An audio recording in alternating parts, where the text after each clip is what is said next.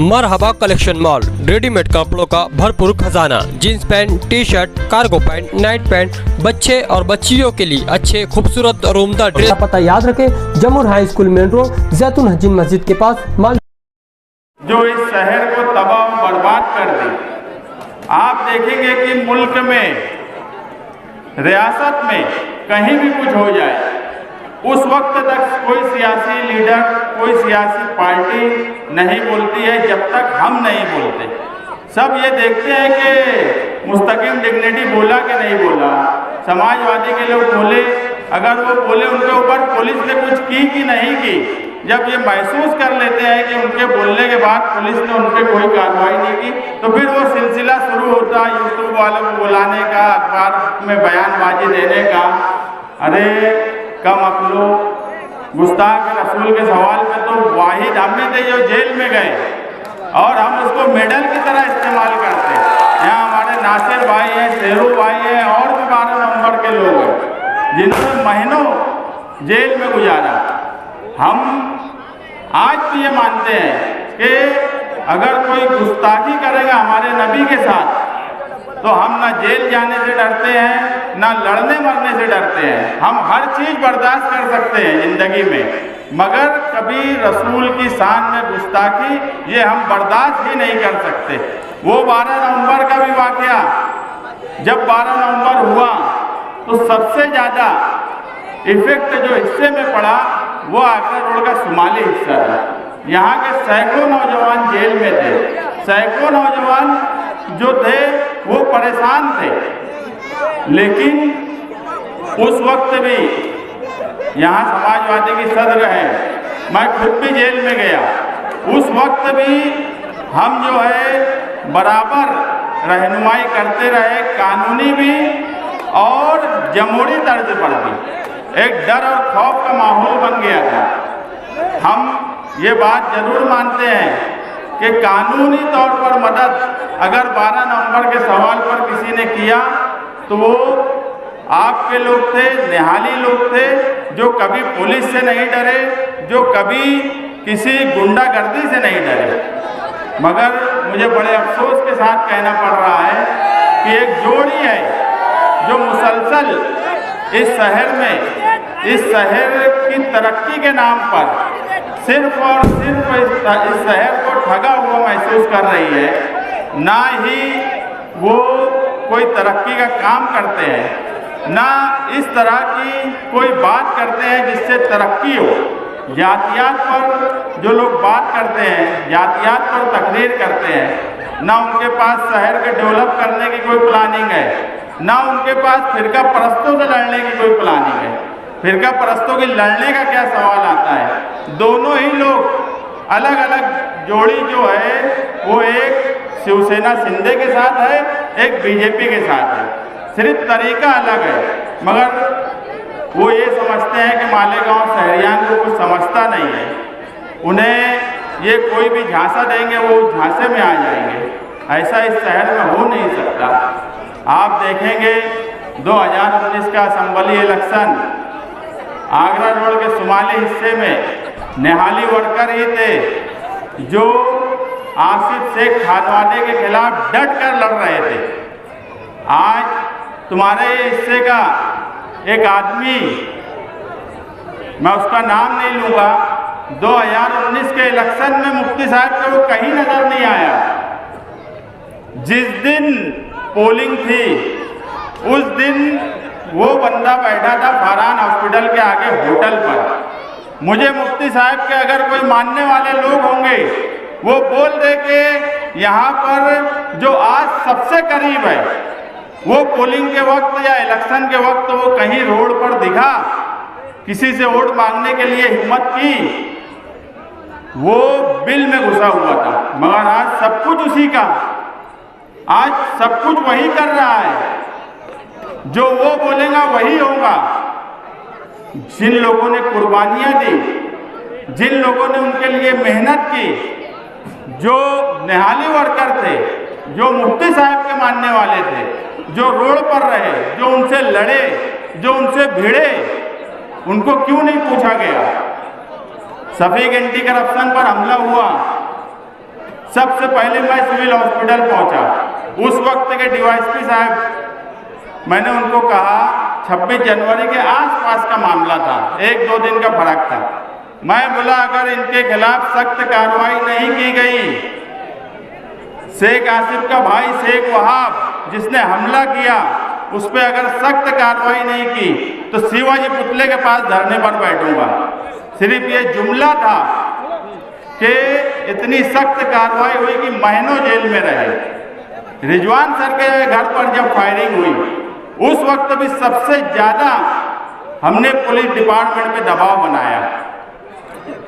जो जो लोग इनके साथ थे, वो बड़े नाम हो कि छोटे नाम हो, वो इनकी गुंडागर्दी के खिलाफ कभी उनकी कोई मदद नहीं की गई, उनके साथ खड़ा नहीं रहा गया।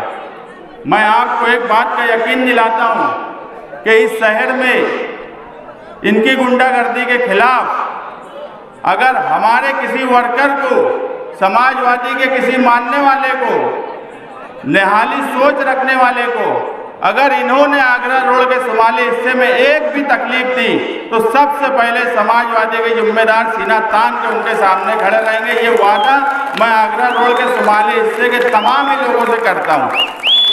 जो मुफ्ती साहब के मानने वाले होंगे वो भी मुझे ही कॉल करते हैं, मुझे ही बुलाते हैं आज भी। मैं उनको भी ये यकीन दिलाता हूँ कि मैं आपके लिए, आप किसी को भी मानने वाले हो, अगर आपके खिलाफ जुल्म होगा, आपके साथ नाइंसाफी होंगी तो मैं आपके लिए भी खड़ा रहूँगा। समाजवादी पार्टी खड़े रहेंगी। हमारे शेर महाराष्ट्र अबू आसिम आजमी साहब आपके साथ खड़े रहेंगे। अब हमारी पार्टी को भी अब बड़े बड़े लीडर मिल गए हैं। हमको पहले भी ज़रूरत नहीं थी, शहरी सतह पे हमारा दबदबा कल भी था, हमारा दबदबा आज भी है, हमारा दबदबा आगे भी रहने वाला है। मगर आज हमारे पास एक लीडर है अबू आसिम आजमी के नाम का। अगर कोई भी अपने आप को बहुत गुंडागर्दी करके कोई इलेक्शन के वक्त उनको डरा धमका कर कोशिश करेगा तो हम हर तरीके का मुंहतोड़ जवाब देना जानते हैं और हम रोड पर भी जवाब देना जानते हैं। और ये पूरा शहर जानता है कि कानूनी जवाब भी हम ही दे सकते हैं। किसी और के बस की बात नहीं है, ना कानूनी कोई जवाब दे सकता है, ना सड़क पर कोई जवाब दे सकता है। ये भगोड़े लोग जो पुलिस के डंडे से भाग जाते, जो 12 नवंबर के वक्त बड़ी दबंगई से जुलूस निकालने की बात बोले, साल भर भागे भागे फिरते थे, ये ऐसे लोग आपके खिलाफ कुछ होगा तो ये खड़े रहेंगे। ये खुद के काम, ये कंपाउंड वाले जो है ना, इनका खुद का काम मुस्तकिम डिग्निटी 5 साल किया। मुफ्ती साहब के एमएलए रहने के बाद भी वो काम साइजिंग से लेके उनके पर्सनल मैटर तक मुस्तकिम डिग्निटी काम करता था। और वो खुद ये बोलते थे कि वो क्या बोलेंगे, उनकी पार्टी के कारपोरेटर उनके सामने पुलिस से तमाचा खा लिया, आके बड़ी शान से पोस्टर फाड़ दिए, तुम्हारा जब बस चलेगा उनका पोस्टर फाड़ेंगे, जब बस चलेगा उनके साथ बैठेंगे। तुमके आगरा रोड के शुमाली हिस्से को, नया इस्लामपुरा, हजार खोली, आयशा नगर, निहाल नगर, इन सब एरिया के लोगों को बेवकूफ़ समझते हो। अरे इनके बस का होता तो ये जेल जाते, जेल ना ये जेल गए, ना 12 नवंबर के वक्त जब शहर सबसे ज़्यादा मुसीबत में था। मैं ये मानता हूँ कि मालेगांव शहर इन 5 सालों में अगर सबसे ज़्यादा मुश्किल वक्त में उनके मुश्किल हालात आए तो 12 नवंबर के वक्त आए। एक डर और खौफ इस शहर में था, लोग जेल में चले गए, मगर उसके बाद भी कोई जेल में नहीं आया। कोई इतना दबंग और इतने बड़े, बहुत बड़े हम बनते, हम ऐसे हैं, हम वैसे हैं, जेल जाने से डरते, पुलिस से बात करने को ये डरते। बोलने को तो मैं बहुत कुछ बोल सकता हूँ, मगर मैं सिर्फ आपको एक ही बात बोलूँगा, आज आप यहाँ जितनी बड़ी तादाद में आए हैं, ये कहीं ना कहीं ये हमें महसूस कर रहा है कि आगरा रोड के शुमाली हिस्से में समाजवादी की लहर रहेंगी और 1 नंबर पर समाजवादी ये हिस्सा रहेगा। और ये आपने यहाँ आकर ये बता दिया कि ये निहाल साहब का गढ़ क्यों है। ये गढ़ इसलिए है, ये आपकी तादाद जो है यहाँ बैठी हुई, ये इसलिए गढ़ है। ये मेरी वजह से नहीं है, ये शान हिंद की वजह से नहीं है, ये अब्दुल बाकी की वजह से नहीं है, ये नासिर किराना वाले की वजह से नहीं है, ये सिर्फ आप लोग जो यहाँ पर आए हो, ये तादाद ही हमारे लिए ये गढ़ है। और आज आपने साबित कर दिया कि ये हिस्सा हमारा गढ़ है और इंशाअल्लाह हमारा गढ़ रहेगा। आने वाला वक्त इलेक्शन का है। हरियाणा और जम्मू कश्मीर का आज इलेक्शन डिक्लेयर हो गया। अपना भी इलेक्शन अक्टूबर आखिर में या नवंबर में होगा। एक अंदाज लगाया जा रहा है कि अभी डिक्लेयर नहीं हुआ तो नवंबर में होगा। मैं आपसे सिर्फ एक ही बात कहूँगा कि रोड और गटर की सियासत कब तक इस शहर में होगी। 25 साल से तू मुझे मुल्ला बोल, मैं तुझे हाजी बोलूँ। पूरे हिंदुस्तान में कहीं ऐसी सियासत नहीं होगी कि एक बोलता है आसिफ शेख बोलता मुफ्ती साहब मेरे लीडर, मुफ्ती साहब बोलते आसिफ शेख जो है वही लीडर। अरे ये कौन सा, तुम क्या गाँव को बेवकूफ़ समझते हो? तुमने सिर्फ एक बात ठान ली कि हम ही दोनों इस शहर पे राज करें या वो करें या ये करें। जब से इनकी तीसरी ताकत इनको इस शहर में नजर आई और शहर बदलाव की तरफ देखने लगा, जब से इनकी सिट्टी बिट्टी गुल हो गई है। ये हैरान परेशान है। जो लोग दावा किया करते थे कि बड़े फिदाइन हैं हमारे पास, बड़े जानिसार हैं हमारे पास, 10-10 हज़ार 20-20 हज़ार दे के रोक रहे, मुस्तकिम डिग्निटी से समाजवादी के किसी जिम्मेदार से कोई बात कर ले रहा है तो बेचारे का 10-20 हज़ार का फायदा हो जा रहा है। इतना तो है हमारे अंदर। ये हालत ये हो गई कि भगदड़ मची हुई है। बड़ी मुश्किल से रोकने की कोशिश कर रहे हैं मगर रोक नहीं पा रहे हैं। आज हमारे मोहम्मद मेंबर जिनका इंतकाल हो गया, जनता दल के थे, उनके लड़के अतीक भाई पार्टी में शामिल हुए, हफीज़ भाई हुए और सैकड़ों नौजवान हुए। बहुत से लोगों का इस्तकबाल नहीं हो सका। मैं पार्टी ऑफिस को उनको बुलाकर इस्तकबाल करूंगा। मगर इस तरह के नौजवान, मैं सियासत में, एक्टिव सियासत में मैं 20 साल से हूँ। मैंने कभी इस तरह से पार्टी में नौजवानों की शमूलियत नहीं देखी। आप देखेंगे किसी पार्टी में नौजवान इतनी बड़ी तादाद में शामिल नहीं हो रहे हैं, सिर्फ तुम्हारी पार्टी में शामिल हो रहे हैं। मैं 20 साल से मैं बोल रहा हूँ, एक्टिव पॉलिटिक्स से मैं हूँ। मैंने खुद भी कभी इतनी बड़ी तादाद में लोगों को शामिल होते नहीं देखा। इसका मतलब है कि लोग बदलाव चाहते हैं। लोग चाहते हैं कि अब बात सिर्फ तरक्की की नारे की ना हो, अब बात अमली तौर पर हो। अब बात कॉलेज की क्यों नहीं होती, अब बात रोजगार की क्यों नहीं होती, अब बात नौजवानों और बच्चों के मुस्तकबिल की क्यों नहीं होती। मैं इससे पहले भी बोला, आप रोड और गटर के लिए वोट देंगे तो किसी को भी देंगे, कोई भी बना देगा। एक एमएलए चुन के आएगा, घर पे सो भी जाएगा तो 5 करोड़ उसको फंड मिलता है, वो रोड और गटर बन जाती, मगर ईमानदारी से नहीं बनती। एमएलए का काम इस शहर को 25 साल से बताया ही नहीं गया। ये स्कूल जहाँ आप मीटिंग ले रहे हो, बताओ मुझे कौन सी सियासी पार्टी ने गरीबों की बस्ती में, जब तो आबादी भी नहीं थी, कोई स्कूल शुरू किया। मैं हमेशा बोलता हूँ कि 25 सालों में इस जोड़ी ने, शेख आसिफ और मुफ्ती इस्माइल की जोड़ी ने अगर कॉलेज तो छोड़ो कि स्कूल बनाई हो तो वो आकर बताए कि ये स्कूल बनाई है। क्यों रोजगार के ताल्लुक से बात नहीं होती? शहर बढ़ता जा रहा है, यहाँ से रमजानपुरा पहाड़ लगने तक आबादी बढ़ रही है। कोई प्लानिंग है? आप किसी भी शहर में चले जाइए, जब शहर दूसरे हिस्से में बढ़ना शुरू होता है तो एक प्लान के तहत होता है। इन्हें कुछ समझता ही नहीं, ये कुछ करना ही नहीं चाहते। जितना ओरिजिनल मालेगांव है उससे खराब नए हिस्से में बसना शुरू हुआ। जमीन गलत तरीके से बेच कर लोगों को फंसाने का काम करते। इस तरह की पॉलिटिक्स 25 सालों से हो रही है। एक एक बात, एक एक चीज़ का हिसाब है। अभी तो बहुत वक्त है इलेक्शन को। आपकी यहाँ तादाद हमको इतना तो हौसला दे दी कि हम बड़ी ताकत से इलेक्शन लड़ेंगे। और एक खुशखबरी भी आपको दे देता हूँ कि इंशाअल्लाह पहला टिकट तुम्हारी पार्टी का ही इस शहर में ऐलान होगा। बाकी तो किसी के पास झंडा नहीं है, किसी के पास डंडा नहीं है, कोई जाके जी हुजूरी कर रहे कि भैया कौन सी पार्टी से लड़ेंगे। मैं आज तुमको बोल रहा हूँ, सबसे पहला ऐलान तुम्हारी पार्टी की तरफ से असेंबली में होने वाला है।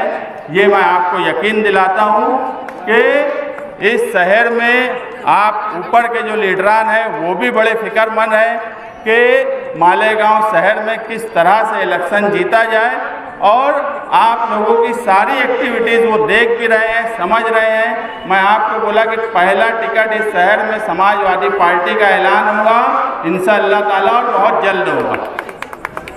मैं आपसे बस यही गुजारिश करूंगा कि पार्टी एक तंजीम है, और तंजीम जो है वर्कर से चलती है, जिम्मेदारों से चलती है। इलेक्शन जो है अकेले ना मैं लड़ सकता हूँ, ना शान हिंद लड़ सकती है, ना कोई और लड़ सकता है। जब तक आप लोग अभी से अपने अपने साथी, अपने अपने घर वालों को, और एक माहौल जो बना हुआ है उसको संभालने की कोशिश करें। शहर बड़ा हो गया है, हमारा ख़ानदान सियासत में नहीं है। हमारे ख़ानदान, हम हमेशा यही बोलते रहे कि जो हमारी पार्टी है वही हमारा परिवार है, वही हमारे भाई है, वही हमारे सरपरस्त है। तो आप ही लोग हो जो कुछ लोगों को बड़ा घमंड है अपने ख़ानदान पर, और ख़ानदान पर घमंड इसलिए है कि चोरी का मौका देते हैं, बदउनवानी और करप्शन का मौका देते हैं। इस शहर में गुंडागर्दी और बदउनवानी को अगर कोई रोक सकता है तो वो तुम ही रोक सकते हो, और हम पूरी ईमानदारी से गुंडागर्दी, बदउनवानी, पहले की कांग्रेस, बाद की राष्ट्रवादी, अभी बगैर झंडे डंडे के इधर उधर जो फिर रहे हैं, दुनिया को बेवकूफ़ समझ रहे हैं, बीजेपी के तलवे चाटने के चक्कर में लगे हैं। एक तो राज्यसभा में और दूसरी जगह चाट चुके हैं। शिंदे उनसे मोहब्बत भी करते हैं, मगर इस शहर की सबसे अहम बात अगर कोई थी तो वो ये थी कि ये शहर कभी कितना भी फायदा हो जाए माली, ये शहर कभी फिरका परस्तों के खिलाफ झुका नहीं। ये शहर की सबसे बड़ी बात अगर मैं कोई मानता हूँ तो वो यही है कि कोई कैसे भी हालात आ गए, ये शहर फिरका परस्तों के खिलाफ झुका नहीं। निहाल साहब ने कभी फिरका परस्तों के खिलाफ इस शहर को झुकने नहीं दिया। निहाल साहब ने फिरका परस्तों के खिलाफ इस शहर का सर ऊंचा ही रखा है, और इंशाअल्लाह हम भी इस शहर को फिरका परस्तों के खिलाफ ऊंचा ही रखेंगे। फिरका परस्तों से भी हम लड़ेंगे, बदउनवानों से भी हम लड़ेंगे, गुंडागर्दी करने वालों से भी हम लड़ेंगे। मैं आपको वापस ये यकीन दिलाता हूँ कि किसी भी आगरा रोड के शुमाली हिस्से में किसी के साथ गुंडागर्दी अगर हुई तो मुंहतोड़ जवाब देंगे। वो रोड पर आकर देना पड़े, कानूनी तौर पर देना पड़े, मगर हम मुंहतोड़ जवाब देंगे। मैं आपको ये यकीन दिलाता हूँ। बस इतना ही कहकर मैं अपनी बात खत्म करता हूँ। साथियों, यहाँ आज मीटिंग, सबसे पहले यहाँ अगर मीटिंग है तो इस इलाके के निहाल साहब के पुराने साथियों जो अब इस दुनिया में नहीं रहे, एक नैयर हिलाल क्लब के जिम्मेदारान, उनको उनके लिए इजहार मोहब्बत और उनके लिए ताज़ियत, ये सब के साथ ये मीटिंग शुरू नहीं हो सकती। चाहे वो रब्बानी चचा हो, शमसू चचा हो, कलीम टेलर हो, कादिर पहलवान हो, निहाल लुंगी वाले हो, चाहे सादिक शाह साहब, इन सब के नाम के बगैर नया इस्लामपुरा निहाल अहमद साहब का नाम अधूरा है। आप तमाम साथी यहाँ मौजूद हैं।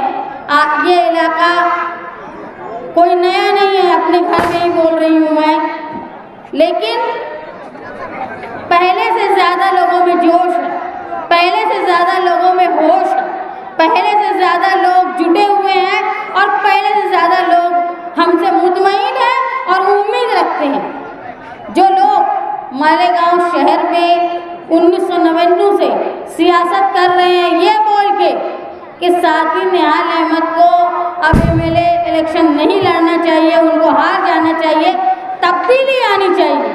तब्दीली ये आई कि पहले लोग निहाल साहब से ये उम्मीद करते थे कि निहाल साहब नई कॉलेज लाएंगे, निहाल साहब कोई बड़ा कॉम्प्लेक्स लाएंगे, निहाल साहब कोई बड़ा मार्केट लाएंगे।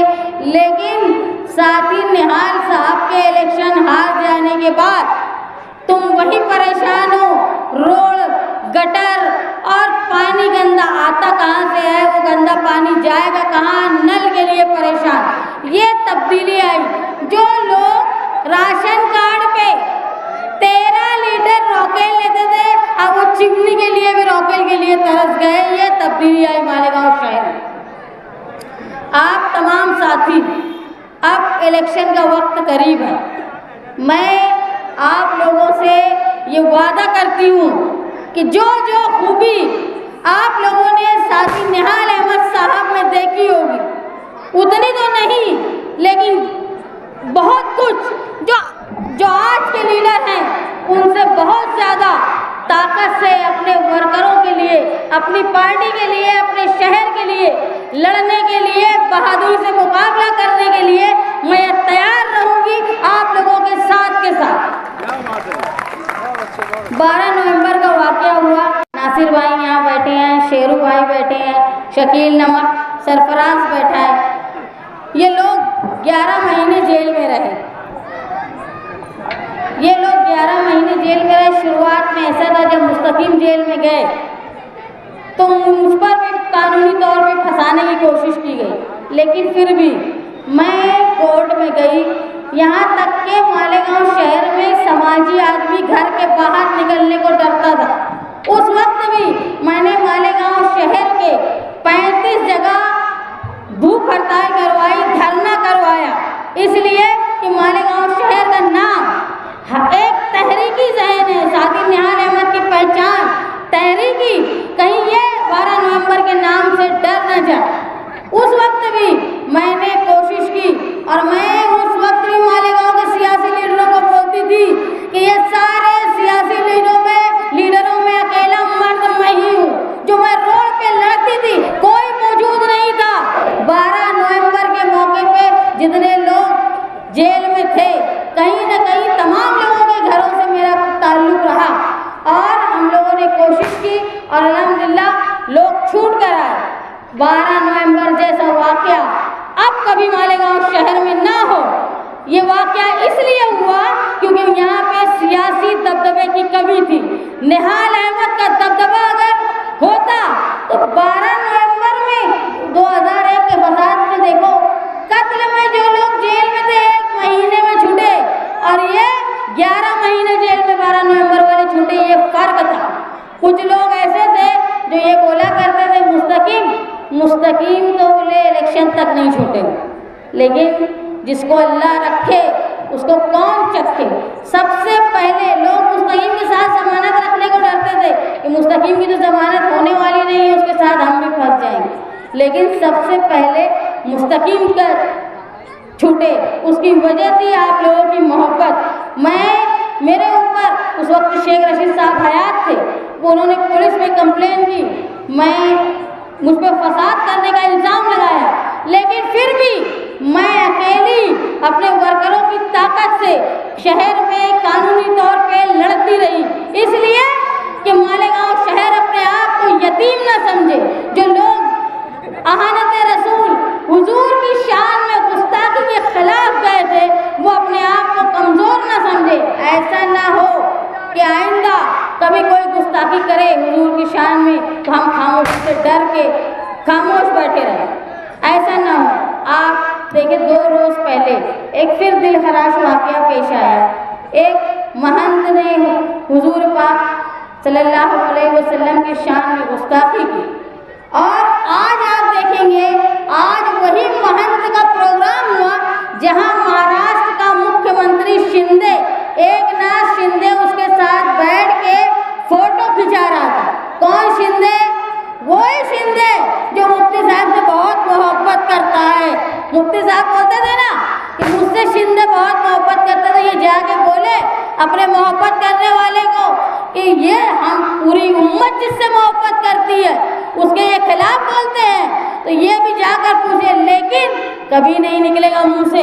दूसरे शेख आसिफ साहब, इनके घर के लोगों को फायरिंग में फंसे 12 नवंबर में ये कभी नहीं गए लोगों के पांव पड़ने, दूसरे मामला के गढ़ की यात्रा में कभी नहीं गए।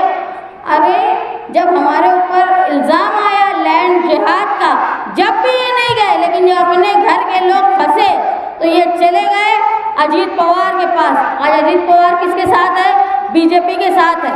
ये बहरहाल ये दोनों लीडर बीजेपी के साथ मिले हुए हैं। जब जरूरत पड़ती है पैसे की वजह से यहाँ के लीडर एमएलसी के इलेक्शन में, राज्यसभा के इलेक्शन में बीजेपी को वोट देते हैं, और यही राज्यसभा में चुन के आने वाले उम्मीदवार जब हमारे वक्फ का मामला आएगा तो ये बीजेपी की तरफ से हमारे वक्फ के खिलाफ वोट देंगे। इसलिए ऐसे लोग जो छुपी हुई बीजेपी और जो खुली हुई बीजेपी है उनकी मुखालफत करने का काम समाजवादी पार्टी निहाली सोच के साथ हम लोग कर रहे हैं। 10 साल मुफ्ती साहब का, 5 साल शेख आसिफ का, 10 साल उनके बाप का।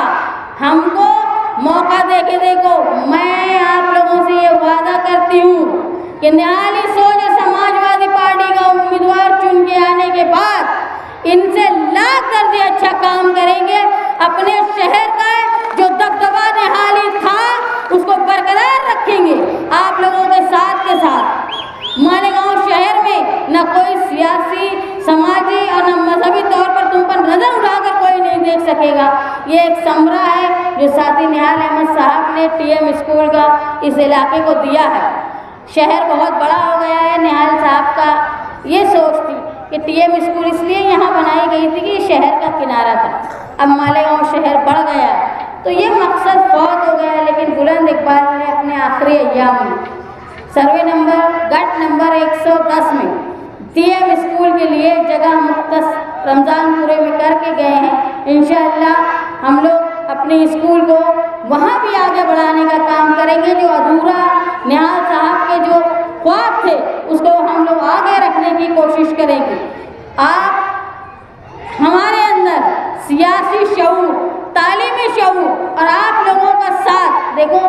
मैं सियासी तौर पे अगर स्टेज पे बोलने की हिम्मत करती हूँ तो मेरे सर पर कोई बहुत मेरे सरपरस्त नहीं है। जब मुस्तकीम जेल में गए तो हमारे घर में कोई मर्द नहीं बचा था, लेकिन मेरे साथ ताकत थी आप लोगों की, वर्कर की। मैंने हमेशा अपनी पार्टी के वर्कर को अपने ख़ानदान का फ़र्द समझा। अगर मैं अकेली हुई, मैंने देखा है कि जब मुस्तकीम जेल में थे लोग इधर उधर भागते फिर रहे थे, तब भी निहाली वर्कर फ़ोन करके बोलते थे कि कोई तकलीफ़ आई तो हम लोग है भाई, अकेला मत समझना। अरे इतनी मोहब्बत आज साथी निहाल अहमद के अलावा मालेगांव शहर ने मुझे नहीं लगता किसी को दिया। जो लोग मुझे देखे नहीं, मुझको जानते नहीं, लेकिन वो सिर्फ इसलिए इज्जत करते हैं, मानते हैं कि मैं निहाल अहमद की बेटी हूँ। ये मोहब्बत आज तो आप देख लो, सरपरस्त के गुजरने को साल भर नहीं हुआ वो पार्टियां बदलने लग गए, उसूल उनके ख़त्म हो गए, आप बीजेपी का पहलू पकड़ने के लिए तैयार हो गए। ये ऐसे लोग हैं जो मिल्लत फरोश हैं, जो हमारी कौम का सौदा कर रहे हैं बीजेपी के हाथों।